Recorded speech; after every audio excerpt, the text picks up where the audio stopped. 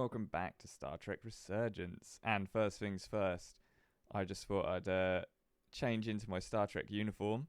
I thought I'd change my avatar slightly. Let me know in the comments what you think. I've also changed so that my character shakes a little bit when he talks rather than just staying still. I don't know if that adds anything or not, but again, let me know in the comments if it's distracting or if you like it or not, and I'll be able to see how it goes.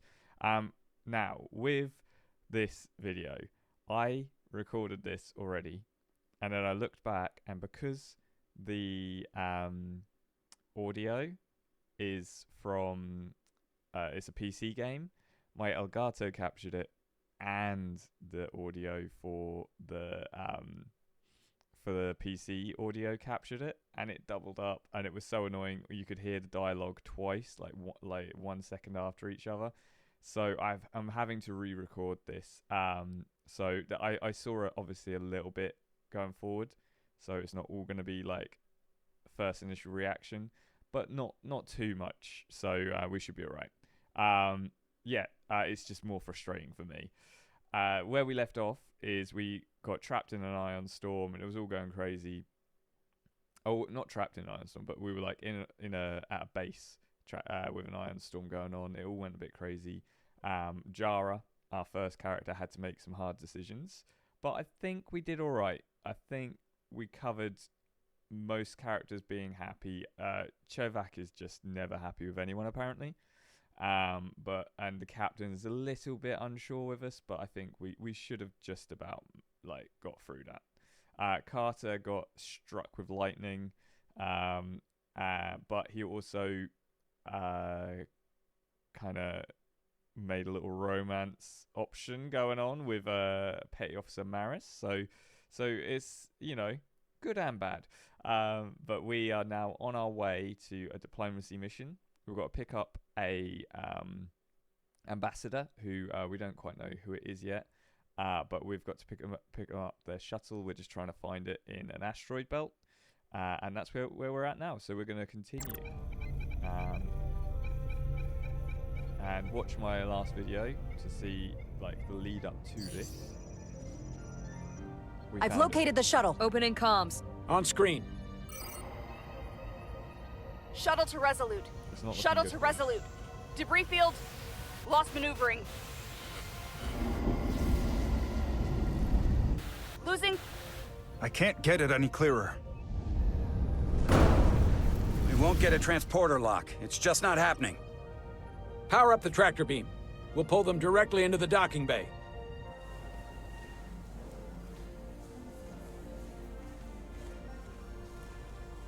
Diaz, you good to run the tractor emitter? Engineer's hand. Yes, sir. You sure? I'm sure.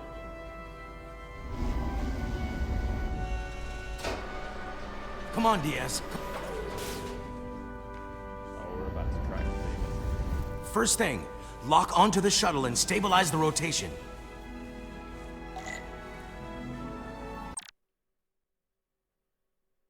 Okay, we're not doing well here. I think the audio for me was really quiet there at the beginning, and I think that there's a delay in the audio for the game. So I've switched it round so that only Elgato is showing. As only Elgato is doing the audio, not the PC audio, and we'll see if that's any better.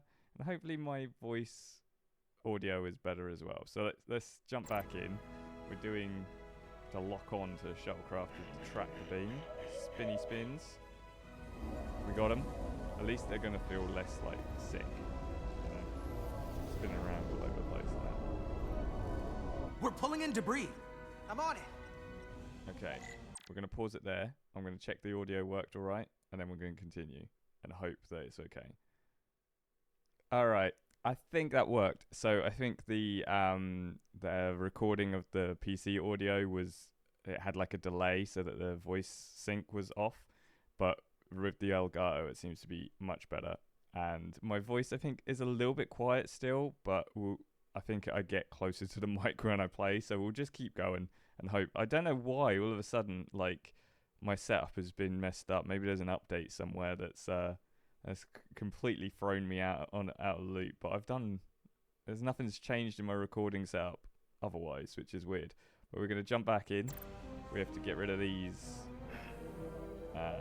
asteroids. Oh, it's really hard to do that. Proper fight to you. There we go. That one was perfect. And this one. That was close. I think he nearly didn't get that one in time. But we're all good. Come on, Diaz.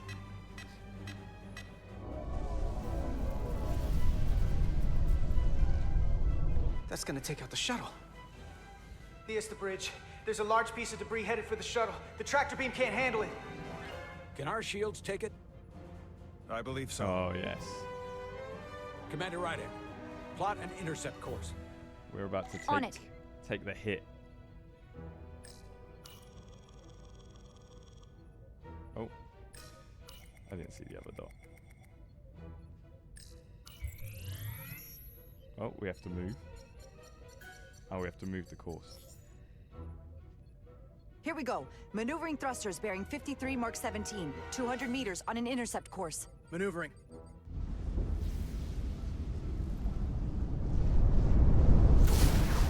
Took that like Got a it. champ. Whoa! Someone's working hard on the bridge.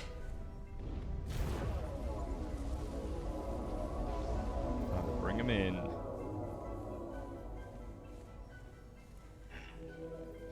Wow, that moved really quickly. And in they come. A lot of applause. We're doing well. And like a glove. smashed it. We got the shuttlecraft on board. It's been a busy Good day. job. We're on our way down to meet them.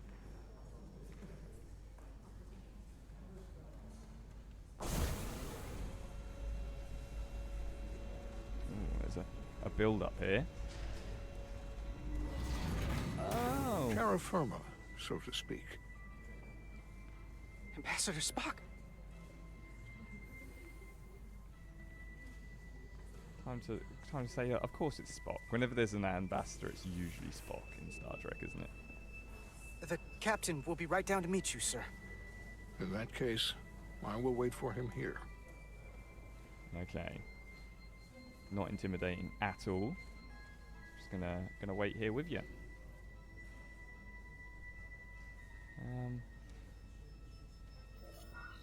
Okay, welcome aboard. Sorry for the rough landing.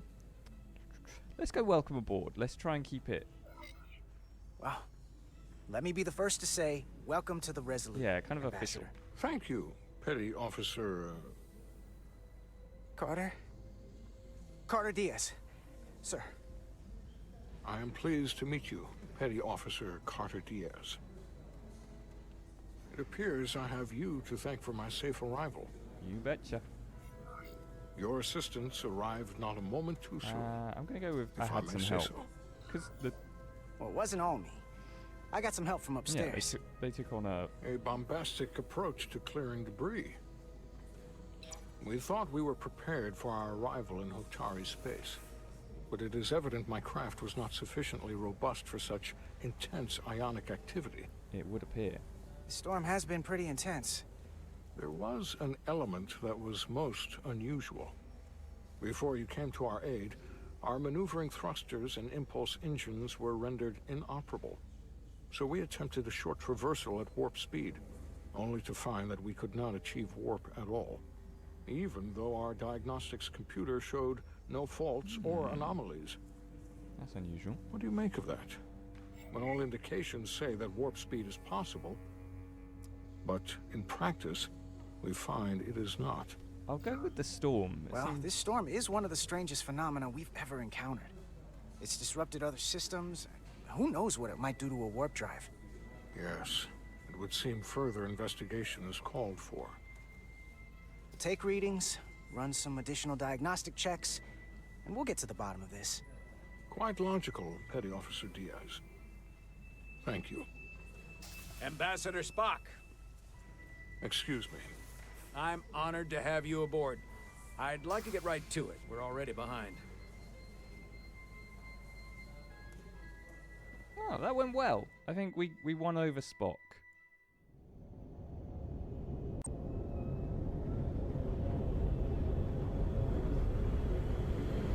Provocations. I love the chapter names showing up as like episode titles. It's really cool. Little tiny like and touch, but it works really well. Ambassador Spock, my senior staff. Time to impress Spock as Jara now. It's not every day that a captain gets to welcome a Starfleet legend aboard. You flatter me, Captain Solano. But legend implies the past tense, whereas I am very much focused on our present circumstances. I didn't mean to suggest you were stuck in the past. Ooh, okay. You're right, Ambassador. Not the most diplomatic choice of words. We need your experience. Seems like a good one. Your experience comes from the past. But our present situation calls for it. True enough. We were hoping you could fill us in on the details. We got the basics from I think Starfleet. that went okay. Two Not too formerly shabby. peaceful neighbors are now on the brink of war. Indeed. And the tension between them grows fiercer by the hour.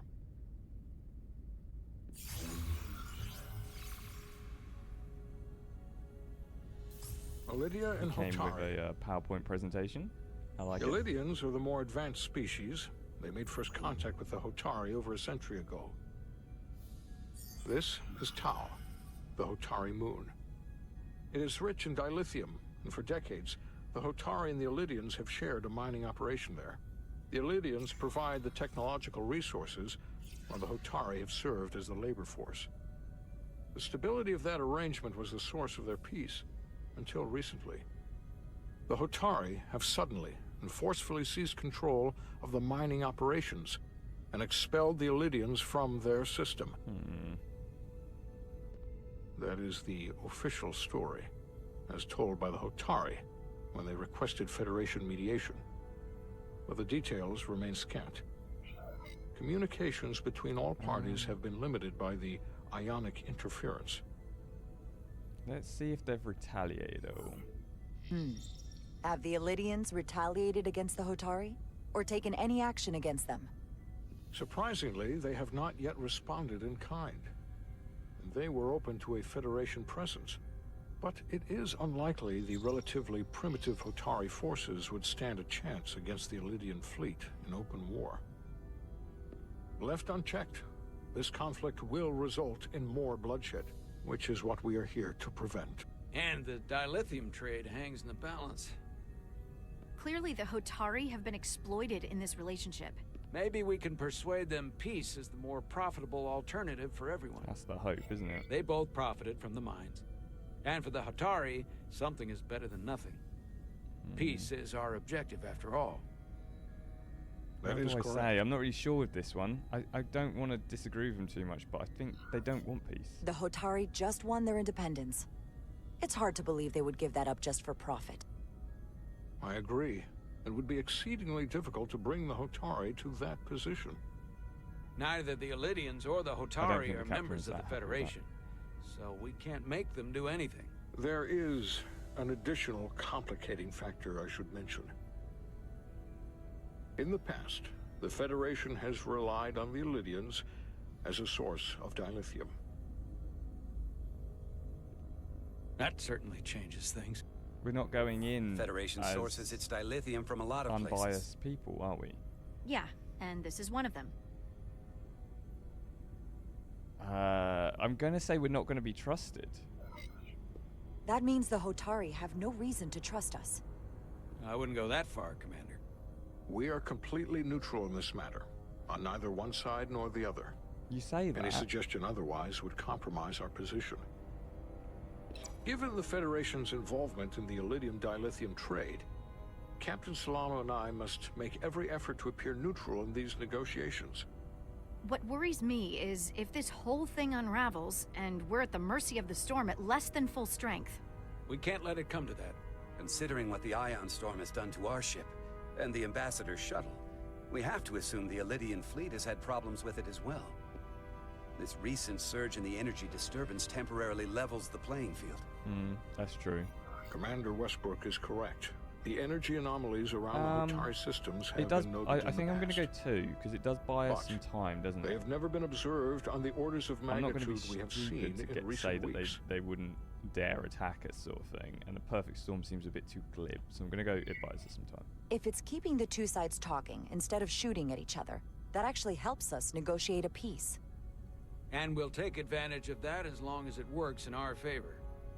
And when it doesn't? All the more reason to learn as much about it as we can while we are here.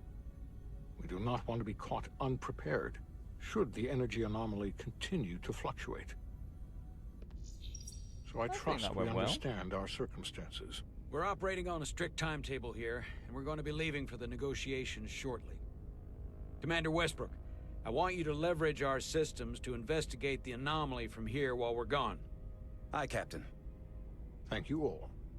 Dismissed. I do think we keep disagreeing with the captain a bit much. He just got I want such to speak to bad both ideas. of you privately. Oh, Spock wants a word. Jara and the captain. Ambassador Spock, I'd like to make a formal introduction. My first officer, Commander Jara Rydek. Commander, as you are aware, there are limits to what Captain Solano and I can do in our official capacity as representatives of the Federation. But someone in an unofficial capacity, your first officer, for example, would not be bound by those restrictions. Bonjour. Commander Rydek could ingratiate herself to certain parties behind the scenes, where they may be more candid in revealing information that could lead to a resolution. She certainly goes her own way. All right. That helps in this case. It's a bit of a side comment. It would be unconventional. I think I'd be honored. But I'm not opposed the to most reasonable response. I'm gonna go with I'd be honored. I'm honored to be included in the negotiation process. You're not just included, you are instrumental. Well, I hope Commander Rydek will have more luck finding out what really happened than we will through official diplomatic channels. The fate of the negotiations, the interests of the Federation, and the prospect for peace may very well depend on it. Not much pressure then.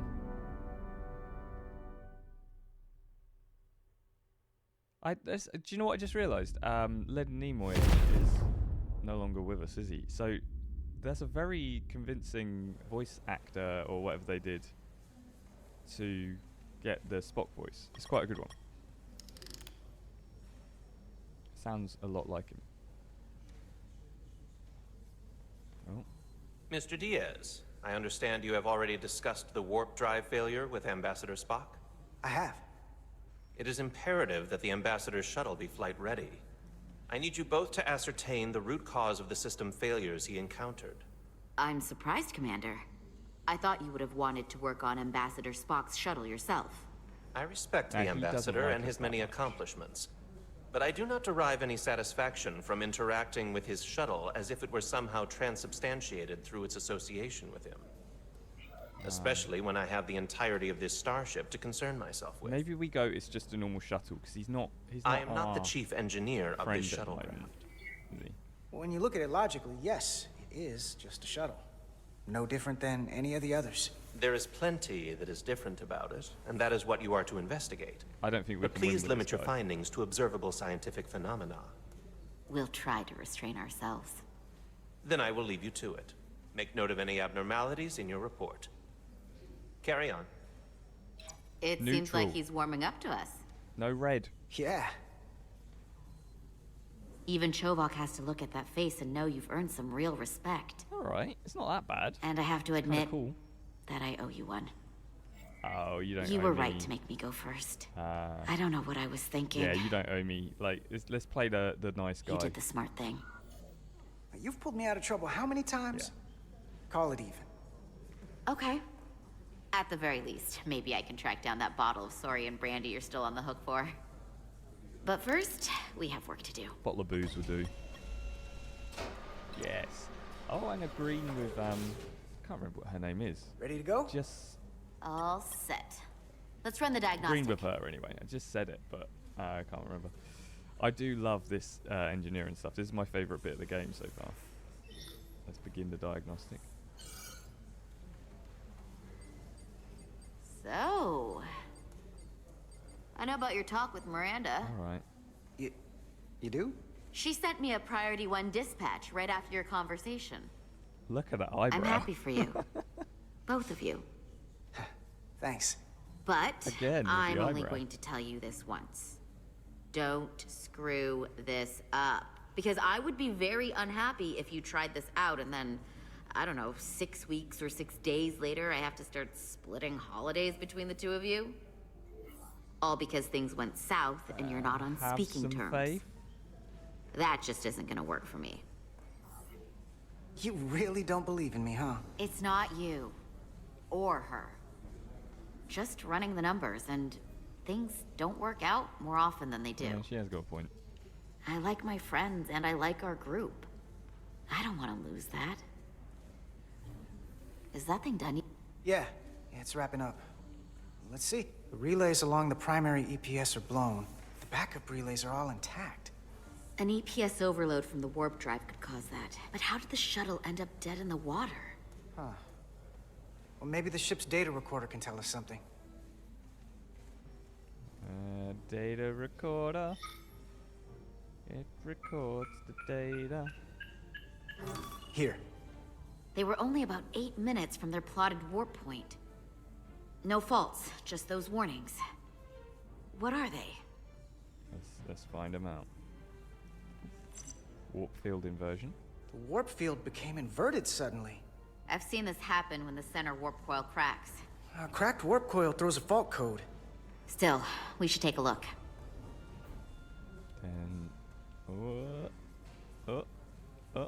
there you go. Out of tolerance. Subspace variance out of tolerance. What does that mean? It means the main navigation array lost sight of space somehow. Will the array going offline cause that? Yes, but it should have also thrown a fault code.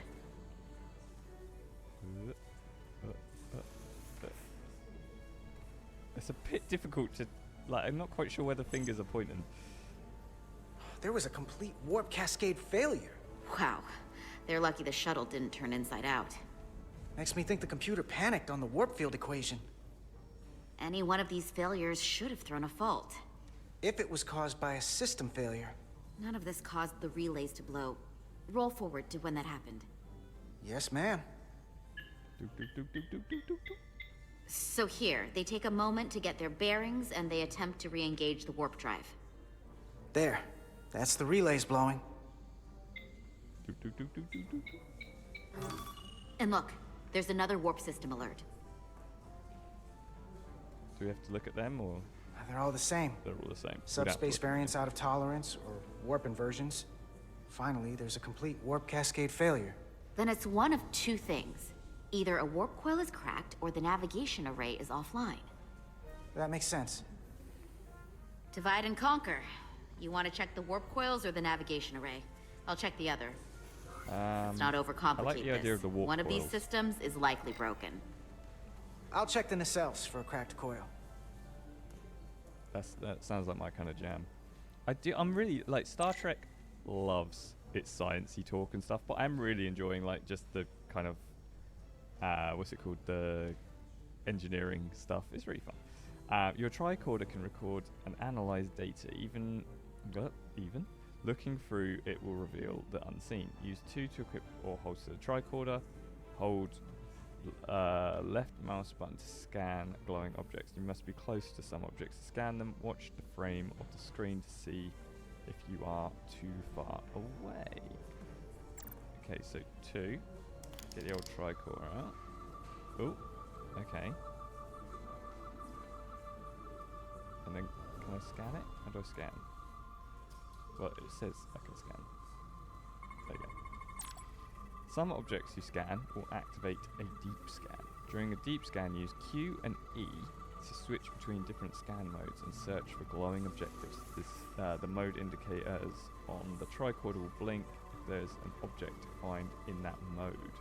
When you have scanned all the objects in the frame, the frame will change color. Hold right click to analyze the data and finish the scan. So, ooh, I can scan that. Static field. Use a standby state walk core. I think that's all fine. Oh, okay, I see. Along the bottom, you've got rad, chem, and bio. So radiation, chemical, and bio, maybe? So bio. There's nothing biological in the nacelles, which is always a good sign. We've scanned everything in the radiation scan and the chemical scan. We're doing that. And that says we're done. So right click to complete. Oh, that's cool. I like the little tricorder action. You actually scan. I checked every coil on the port nacelle for imbalances. If any coil in either engine were cracked, I would have detected it. So, it must be the navigation array. Except it's not. Checked and double-checked. Well, the readings don't lie. Here comes the security detail for the way team. What a small ship. That old Missy is in the security detail. Hey. I'm not here. She got some eyebrows on her. We're escorting the negotiating team to the surface as soon as they come down from the bridge. I don't want to interrupt some important work. I was just hoping to see you before I go. The captain and the others will be here any minute now. Should be an interesting ride down to the surface. I'm gonna go with that one. You're the one with the important job to do. Keeping the captain safe. I'm gonna go too smart and with her. Ambassador Spock. She might die. It doesn't always feel that way. Baking in the hot sun, standing guard next to an empty shuttlecraft. But it has its moments. Hey, Maris. Aren't these those button pushers you're always hanging out with? And you're the phaser jockeys we always beat in Parisi squares, right?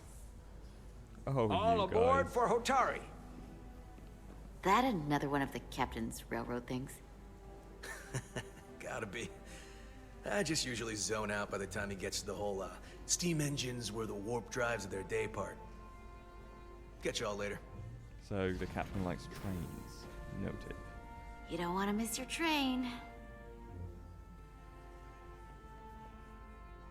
I do have to go. What's going on here?